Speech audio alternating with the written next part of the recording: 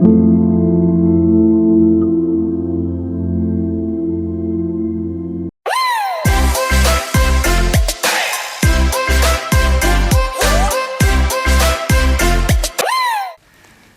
മിശിഹായ്ക്ക് സ്തുതിയായിരിക്കട്ടെ. വിശുദ്ധ കുരിശ്. കുരിശിലൂടെ മഹത്വം, മരണത്തിലൂടെ ജീവൻ, സ്വയം നഷ്ടപ്പെടുത്തുന്നതിലൂടെ എല്ലാം നേടൽ. ഇതാണ് യേശുവിലൂടെ അനാവരണം ചെയ്യപ്പെട്ട ദൈവിക പദ്ധതി. ക്രൈസ്തവ ജീവിതത്തിൻ്റെ മുഖമുദ്രയായ വിശുദ്ധ കുരിശ് മരണത്തിന്മേൽ വിജയം കൈവരിച്ച യേശുവിനെ പ്രതിനിധീകരിക്കുന്നു.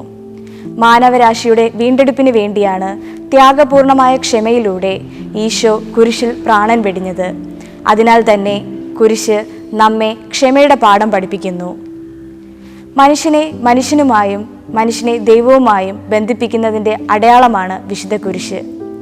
കുരിശിൽ നിന്ന് മുകളിലേക്ക് ഉയർന്നു നിൽക്കുന്ന ഭാഗം മനുഷ്യനെ ദൈവവുമായി ബന്ധിപ്പിക്കുന്നതിൻ്റെയും ഇരുവശങ്ങളിലേക്ക് നീളുന്ന പാർശ്വങ്ങൾ മനുഷ്യനെ മനുഷ്യരുമായി അടുപ്പിക്കുന്നതിൻ്റെയും അടയാളങ്ങളാണ്. കാണപ്പെടുന്ന സഹോദരനെ സ്നേഹിക്കാൻ സാധിക്കാത്തവന് കാണപ്പെടാത്ത ദൈവത്തെ സ്നേഹിക്കുവാൻ സാധിക്കുകയില്ല എന്നതിൻ്റെ ഓർമ്മപ്പെടുത്തൽ കൂടിയാണ് വിശുദ്ധ കുരിശ്. നമ്മുടെ അനുദിന ജീവിതത്തിൽ വിശുദ്ധ കുരിശിന് വളരെയേറെ പ്രാധാന്യമുണ്ട്. എളിമയുടെ പാത പിന്തുടരുവാൻ കുരിശ് നമ്മോട് ആഹ്വാനം ചെയ്യുന്നു. ക്രൈസ്തവർക്ക് സ്വർഗത്തിൽ എത്തിച്ചേരുവാൻ വേണ്ട വഴി കാണിച്ചു കൊടുക്കുവാൻ ദൈവമൊരുക്കിയ വഴിയായിരുന്നു കുരിശിൻ്റെ വഴി. വിശുദ്ധ പൗലോസ് അപ്പോസ്തലൻ ഗലാത്യർക്ക് എഴുതിയ ലേഖനത്തിൽ കുരിശിൻ്റെ ശക്തിയെക്കുറിച്ച് വിവരിക്കുന്നുണ്ട്. എൻ്റെ കർത്താവിൻ്റെ കുരിശിലല്ലാതെ മറ്റൊന്നിലും എനിക്ക് അഭിമാനിക്കാൻ ഇടയാകാതിരിക്കട്ടെ.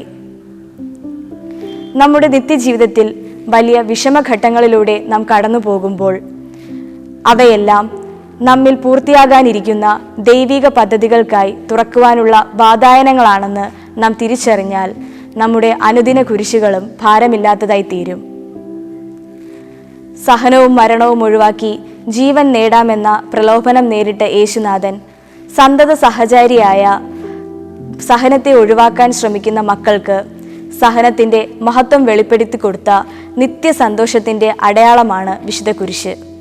ഈ കുരിശിലൂടെ മഹാകാരുണ്യത്തിൻ്റെ അവസാന തുള്ളി രക്തവും ചിന്തിയ യേശുനാഥൻ്റെ സ്നേഹവും സമാധാനവും എപ്പോഴും നമുക്ക് ലഭിക്കട്ടെ.